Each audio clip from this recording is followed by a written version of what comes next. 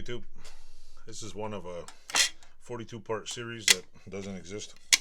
I'm clamping this because I want to make a, what do you call it? I want to make a little jig here. What I'm doing is attempting, if I can find a marker, to draw a, I should use die cam, but see, this should be, actually that might work. I don't know, will that work? I'm trying to make a little jig here, but yeah, that might work actually. This might work perfect. I'm trying to make a little tiny jig out of aluminum so I can draw little notches I got to cut out in here. So thankfully this little thing here is what looks like the perfect size. What I'm going to do is I'm going to cut it out like that, and then I'm going to test it, see if it works. And after I test it, I'm going to put it on here and mark it and then cut it all out. So actually I should just use this damn thing. It might work better actually, but I want to test it, see if it fits. So I'm going to cut this piece. Of course I double knotted this stupid thing somehow. One of the not so benefits of using, what do you call it, laundry cord, is sometimes it gets tangled. So yeah, oh yeah, I forgot this. Shop lighting. So I'm gonna move this up a little here. See, where's my safety glasses? Don't want to cut nothing. Let's see.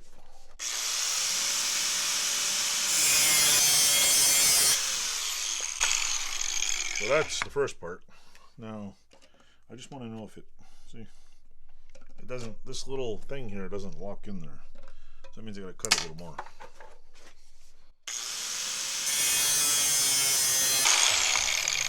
No. Nope. A little more.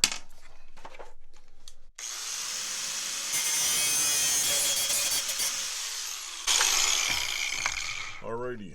That should work. There we go. Perfect.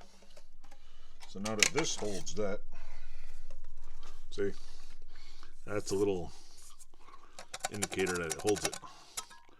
Perfect size. Now what I'm going to do is I'm going to chop it off in my shear. I'm going to go like, now, seeing as this is that wide, this is just a template. It's not a thing. Shear this off. So I don't want it that long, but I'm going to figure out how deep these things go. I'm going to turn the camera on and stop here. So yeah, if this is my Pexto shear. It's old and ugly.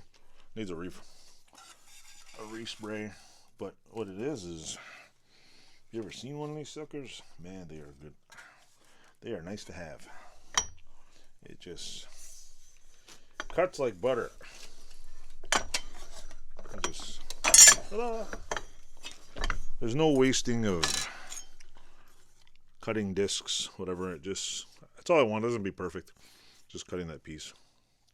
Now what I'm gonna do next is measure this and put lines on it, so that about every, starting at 2 inches in, because I don't want to do it real close to the end, I'll put a line here, line here, line here, line here. About every inch, I'm going to cut a notch in here. Maybe every 2 inches. Every inch is too much. But I don't know if it's going to be structurally any good if I do it every inch. So maybe I should do it 1.5 inches.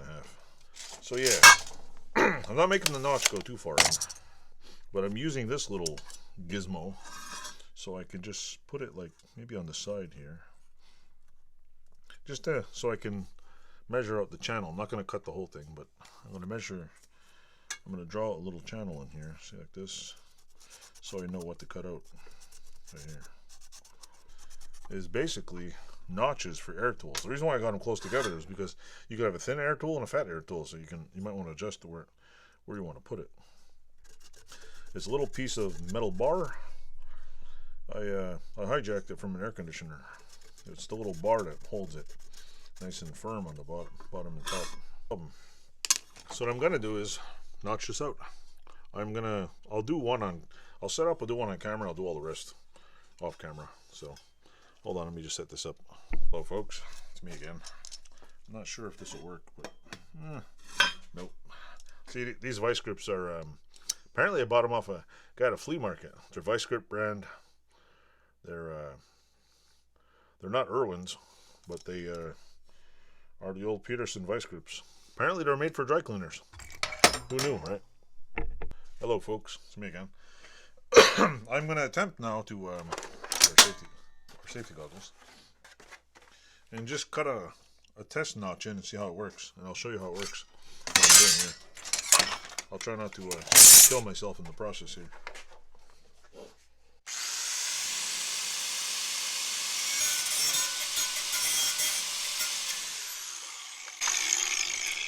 So now, after I've done that, I'll take this off here. There's a reason why I own multiple pairs of vice grips.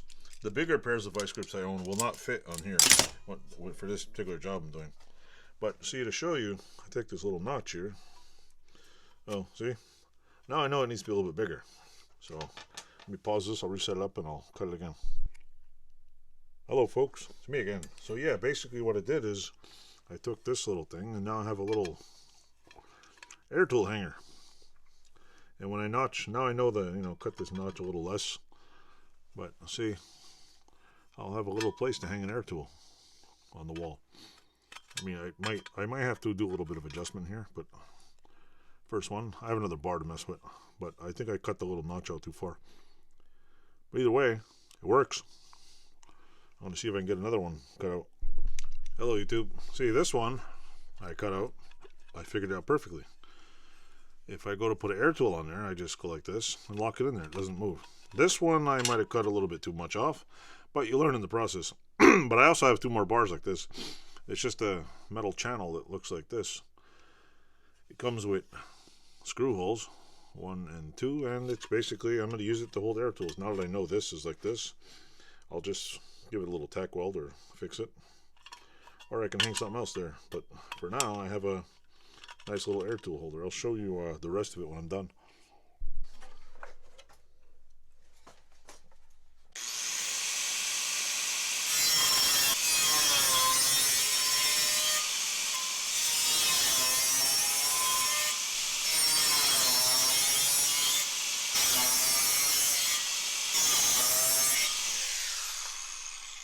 There you go. Can't find it, grind it. So yeah, now I just go like this and measure which ones. That one's a little thin. Just cut them up a little. This one fits. That's the first one I did. That's a little shy. See, that one almost fits. See? Make these a little thinner, thicker, and I'm done. There you go. Anyway, I'll show you the finished project when I'm done. So there you go, folks. With a little bit of time and effort, took me what, 20 minutes? You can make an air tool holder. So you just put a notch there. There's a notch there. Holds. This is the air tool thing. That goes in there. This one fits in here. This one fits in here. This one fits, but I cut the edges off and I didn't know. Learning curve. There's that one. This one fits in there, and this one fits in there. The only thing I'm going to do different on here now is, you see the little, I'm going to marker here. One, I'm going to clean this up, but on the holes here, I don't know if you can see them. On the holes, right on the end, I'll get a file and I'll round them all out perfectly. I drew a line down the middle, so you get a nice curve, and you end up with a nice little air tool holder. See, it's even got, I don't know if you can see it, but it's got 3 screw holes. I got another air conditioner that has another one of these, and since this is the first one, and I can hold 1, 2, well, it's got 1, 2, 3, 4, 5, 6, 7, 8, 9, 10, 11. So I might get one here, get 1, 2, 3, 4, 5, 6 air tools on here. Scrap piece of metal probably costs you 15, 20 bucks for one of these stupid things on Amazon. I'll clean it up, deburr it, probably grind it all down, take this plastic off, take a wire brush, wheel to it, and just paint it black, screw it on the wall. There it is. I mean, that's how you take something scrap and make something useful out of it. Take a little piece of an air conditioner. Anyway, I hope you enjoyed. Thanks a lot, and thanks for watching. Like and subscribe my channel.